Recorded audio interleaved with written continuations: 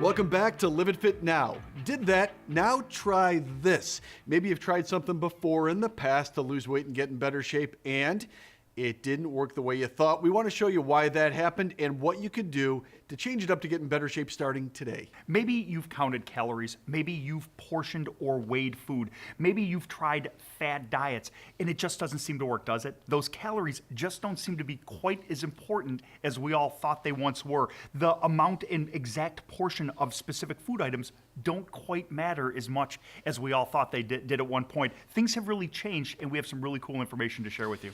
I'm going to say when I do private consultations and most people have a higher weight or body fat than they want, they usually tell me that they're very excited about weighing their food on a scale. Something they really look forward to doing is measuring it all out and portioning it and seeing what the dial says. Sounds terrible. Isn't that how you'd spend like the weekend? That's a job that we hate as chefs, is portioning food and weighing things like that. It's terrible. If you've ever done that before, you had the best intentions. You really did. And I want to commend you for that, because I think you were trying to do the right thing.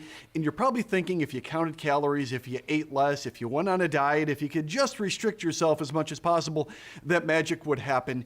And most likely it didn't happen. The reason why, of course, is because all calories are not equal. I know the scale might tell you that it is, but it doesn't react in your body equally. Some foods are just plain different. Yeah, exactly. When we portion meals for our private clients, we pay very close attention to one ingredient that goes into the meals.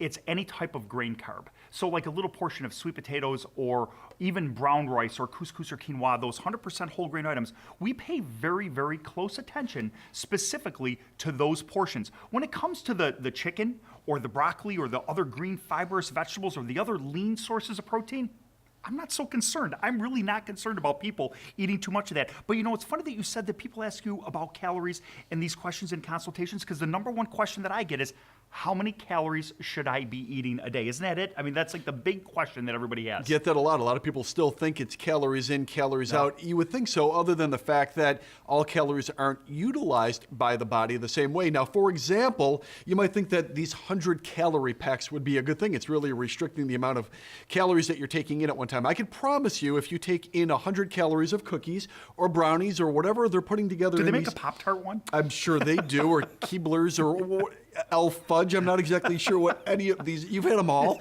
today, and a lot of those things will raise your blood sugar level. It's more important that you're looking at your blood glucose level. If your blood sugar level goes up too much, your body has no choice but to try to get the sugar out of your vessel wall. Otherwise, it will injure you internally, but it has to take it and it has to store it as body fat. It puts it in storage.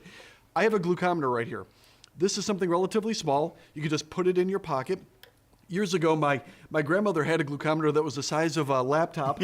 You know, it was huge. Now, put it in your pocket, you can pull it right out, and you can measure your blood sugar. If you really want to see how much your blood sugar changes, pop it open, take out a test strip, put it inside after you eat the food. Now, it does depend what food you're eating and what time of day it is.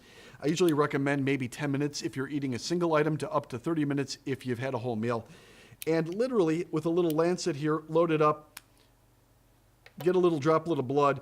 After the blood comes out, touch it up right up against the wick, let it go up, and in a couple seconds, it will give you a result. 103. Yeah.